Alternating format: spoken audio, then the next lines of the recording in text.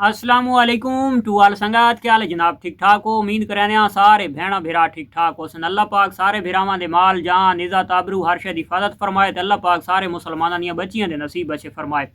अज जनाब अपने दोस्तों वास्ते काफ़ी सारा खर्चा किया है। मैं शेयर नहीं किया, 2 दिहाड़े पहले का खर्चा तुहाडे भरा कर छोड़ाई एक प्रैक्टिकल करने वास्ते।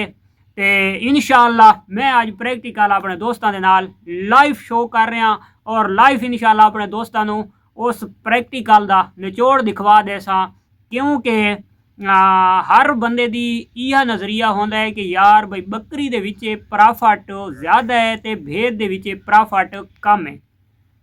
वो सिर्फ दे देन बकरी दी ब्रीड दुते ज़्यादा तादाद दे विच किड्स देंदी है 2 ते चंद एक बकरियां देनियां 3 ते बहुत चंद एक बकरियां देनियां 1 बच्चा। इस वजह तू बकरी दी प्रॉफिट भाई ज़्यादा है ते भेड़ दी प्रॉफिट घट है। ठीक हो गया। बकरी दी प्रॉफिट जेड़ा ज़्यादा आखण वाला है अज उन्हां वास्ते ही प्रैक्टिकल जेड़ा साडा दोस्त भेड़ फार्मिंग कर रहा है अज उन्हां वास्ते भी मैं इं समझे अपना अपने मोबाइल कट गिनो कैलकुलेटर चा गिनो। अज इंशाअल्लाह फैसला तुहाडे उत्ते थी सी ते तुसां आप करना है फैसला। तो मैं जनाब 15,000 रुपया तुहाडे लाले भरे एक प्रैक्टिकल सिर्फ दोस्तों को दिखावन वास्ते। सानू तो बिल्कुल चानण आई दुध ते पानी पानी साढ़े कोल थी हो, लेकिन असां दोस्तों को दिखावन वास्ते 15,000 रुपए की गोट खरीदी है और सब तो पहले वो डिवर्मिंग क्लियर ओका इन हड्डियां दी मोठे।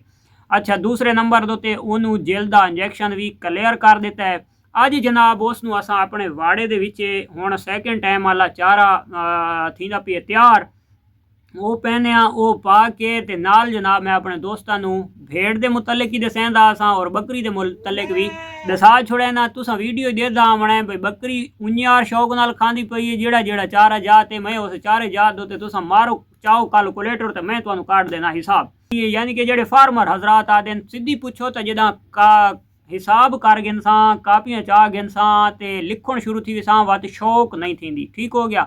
लेकिन अजकल यानी कि पढ़े लिखे ग्रेजुएट बंदे आए तो हुण जनाब वो काम सारा थींदा भी कापी दुतू पिए, लेकिन जड़ा ना वो कापी दुतू वो इस वजह तू पास हैं ते असां जिहड़ी वजह तू फेल हाँ। मैं तुहानू क्लियर की वजा वो गल कि असां चीज़ घिननी उन्होंने कोल महंगी होंदी है, कल नूं सादी अग्गा महंगी नहीं विकदी, असां वेचनी होंदी है मार्केट रेट दुते। असां जिहड़ी वजह तू सादे फार्मर थी वैन फलाप और जेड़े वडे वडे ठाकुर होंदे फार्म का नाम बना गिदा वो चल गया पहले नंबर दोते उन्हें तोल के ना चीज़ वेची तो वत भी चंगे पैसा नाल डबल पैसा उत्ते वेचनी है। खास कर अजकल लोग ला गए दिन कंडे 2000 किलो 2500 किलो या 3000 किलो जो भी रोट होंदा। मैं हुण क्लियर रेट नहीं कर रहा। उन्हें कंडे उत्ते चाड़ के रजा पुला के तो उन्हें पैसे खा गए भावें 4 किलो के पेट के विच तो उन्हें 3000 रुपए के हिसाब नाल उस वंडे के पैसे भी नाल घिन गिनने वो थी गए प्रॉफिट दे विच डबल प्रॉफिट दे विच। ठीक हो गया। तो सादे रंगा गरीब असां वह फेल तर फेल जेड़ी दे विचू सादे खास कर ओवरसीज जेड़े पाकिस्तानी हैं ना वो जेले डॉलर भेजन ना सादे मुँह चू पानी नहीं रुकदा तो वो आखते असां जी बड़े बिजनेसमैन बन वे सारी प्रदेश तू जान नहीं छुट वेंदी। लेकिन उन्होंने वो हाल थी कि उन्होंने 10 साल होर लावने पौंदे प्रदेश के वो पैरों के संभलते हैं। बकरी का जनाब 2 किलो आदे भाई मिस्सा खाँदी है एक दिहाड़ के बकरी। हुण गुआरे का मिस्सा 1500 रुपए तो मन तकरीबन कि 37 रुपए किलो पौंदा है गालबान। किराए तो इलावा बारदाने तो इलावा उसे 37 रुपए का हिसाब लेंदे पे। मैं अपने इलाके बखर का लेंदा पिया 37 रुपया। 37 तो 37 कितना थी गया 70 ते 4 74 रुपया थी गया मिस्से का। कम अज कम उस जनाब 2 किलो खा वजना लूसन सब चारा। ठीक हो गया। 20 रुपए का किलो ला देवा यार 40 रुपया वो थी गया कितना थी गया। अच्छा 114 रुपये एक कैलकुलेटर आप मरेंदे रहो मैं ये तुक्के मारी आना। अच्छा 114 रुपये तो आदे थी गए ये तो एक पाइया गंदम दलिया चन्ना या बाजारी वंडा एक पाइया कम उस कम एक जानवर नू एक गोड़ नू डेली का चाहिए है वो जरूरत मुताबिक। ठीक हो गया। उसका तुस आप कणक का ला गिने यार साढ़े को तकरीबन इस टाइम कोई 7,500 7,000 तो बोरी चलाओ 70 रुपए का किलो है 20 रुपए की चलाओ। ठीक हो गया। तो एक गोड़ का थी गया 114 ते 20 134 रुपये 134 रुपए नाल एक गोट सस्ता चारा है सस्ती मार्केट है सस्ते रेट के नाल मैं अपने इलाके का तुहानू शेयर कर दिता है। लूसण के रेट का ही तुहानू चानण है मैं कोई जड़ा तो बाहर दे मुल्क की गल नहीं की। उस तो बाद मिस्से का भी हर बंदे तकरीबन अजकल बहु फार्मर खास करे वड्डे फार्मर वाले जड़े ना पहले TMR आई उदू जो वाल के मिसा ले आए पास आए तो सारे को मिस्से तां मांगे थैन दी ताकि बट्ठा तो बलदे होंगे।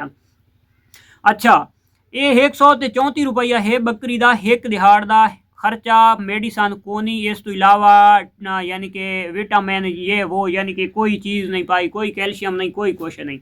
आओ जी तो हुण हिसाब करें भेड़ का। तो भेड़ का खर्चा है जनाब 2 किलो मड का 12 रुपये, 30 रुपए का 1 किलो भूख खाँदी पूरी दिहाड़ दे विच। ये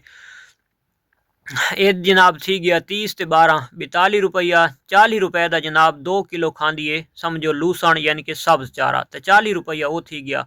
तो यदा खर्चा टोटल 82 रुपया। ये 82 रुपए के नाल पेट भर के शाम वेले बिल्कुल ओके थी खलोंदी है। तकरीबन 1 किलो तो भी घट होंदा है जेड़ा असां दलिया वगैरह पाने तो तकरीबन 4 तो 5 रुपए का फी जानवर नूं नहीं आंदा। अगर 8 रुपए का भी वो चारा असां पा छुड़ा तो वत भी 90 रुपए के उत्ते एदी पूरी दिहाड़ दी यानी कि टोटल मुक वेंदी है खुराक। ठीक हो गया। तो 42 अपना खर्चा है 134 रुपया बकरी का पर डे का। ठीक है 34 हो तो 10 है 44 रुपया पर डे दे विच भेड़ कम खाँदी है तो बकरी ज़्यादा खाँदी है। ठीक हो गया। ये सामने बकरी दे पाया हुए बकरी मैं इसे तुहाडी वीडियो वास्ते प्रैक्टिकल वास्ते कीती है कि ये इस चारे नूं मूँह नहीं पे लैंदी और भेड़ां बासानी बड़े शौक दे नाल वो चारा खानियां पईयां। तां जेड़े साडे दोस्त आदे कि सिर्फ बकरी दी च प्रॉफिट है बकाया जितनी फार्मिंग है तो सारी फलाह पे। तो ये वीडियो मैं खास कर उन्होंने दोस्तों वास्ते बनाई है मेरी गल्लां महसूस न कराए तुसां आप ये सामने दे पाया ये बकरी वधी है या कोई चीज़ हो रहे जेड़ी चीज़ ये भेड़ां पर खानियां खलोतियां भेड़ां इस तू नस्ल दे चंगियां हैं माड़ियां नहीं।